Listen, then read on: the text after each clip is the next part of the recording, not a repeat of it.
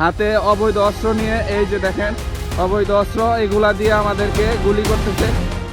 অস্ত্র হাতে প্রকাশ্যে সাধারণ কৃষকদের উপর গুলি ছুটছে সন্ত্রাসীরা।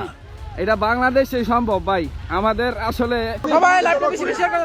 ব্রাহ্মণবাড়িয়ার নবীনগর উপজেলায় বালু সন্ত্রাসীদের হামলায় অন্তত 5 জন কৃষক গুলিবিদ্ধ হওয়ার ঘটনা ঘটেছে। এছাড়া আহত হয়েছেন আরও কয়েকজন। স্থানীয় সূত্র জানায়, চারলাপাং গ্রামের পাশ দিয়ে বয়ে যাওয়া মেঘনা নদীতে দীর্ঘদিন ধরে একটি প্রভাবশালী চক্র অবৈধভাবে অর্ধশতাধিক ড্রেজার বসিয়ে বালু উত্তোলন করে আসছিল। এতে নদী তীরবর্তী চারলাপাং সহ আশপাশের কয়েকটি গ্রাম মারাত্মক নদী ভাঙনের কবলে পড়ে। গ্রামবাসীর অভিযোগ, ড্রেজারগুলোতে থাকা অস্ত্রধারীরা শুধু বালু উত্তোলনই নয়, মাঝে মধ্যে গ্রামের জমিতে ঢুকে জোরপূর্বক ফসল কেটে নিয়ে যেত। এ নিয়ে এলাকায় দীর্ঘদিন ধরে ক্ষোভ বিরাজ করছিল।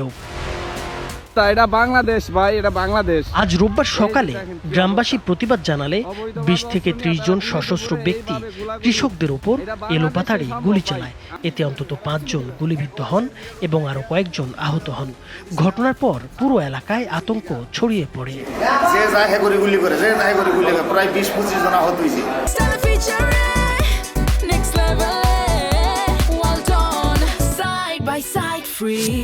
হামলার খবর পেয়ে জেলার অতিরিক্ত পুলিশ সুপার ও নবীনগর থানার ভারপ্রাপ্ত কর্মকর্তা ঘটনাস্থলে পৌঁছান।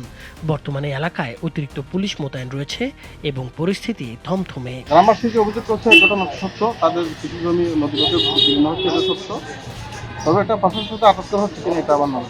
আর যেহেতু ক্ষতিগ্রস্ত আছে, আমরা তদন্ত হবে, মামলা হবে, আমরা এ বিষয়ে নবীনগর আসনের সংসদ সদস্য অ্যাডভোকেট এম.এ. মান্নান বলেন, ঘটনার পরপরই পুলিশ প্রশাসনকে বালু সন্ত্রাসীদের বিরুদ্ধে কঠোর আইনগত ব্যবস্থা নেওয়ার নির্দেশ দেওয়া হয়েছে।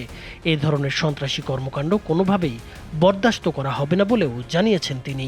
আমি প্রশাসনের দৃষ্টি আকর্ষণ করে বলছি যে আমি কার্যকরী ব্যবস্থা দেখতে চাই। আমি কোনো লোক দেখানো অভিযান দেখতে চাই না। আমি প্রশাসনকে অনুরোধ করব যে আপনি দ্রুত এই সন্ত্রাসীদের বিরুদ্ধে ব্যবস্থা গ্রহণ করুন এবং সন্ত্রাসীদেরকে আইনের আওতায় আনুন। পুলিশ বলছে, বর্তমানে পরিস্থিতি তাদের নিয়ন্ত্রণে রয়েছে এবং দোষীদের শনাক্ত করে আইনের আওতায় আনার জন্য অভিযান চলমান রয়েছে। নাইমুর হোসেন, মাছরাঙ্গা টেলিভিশন।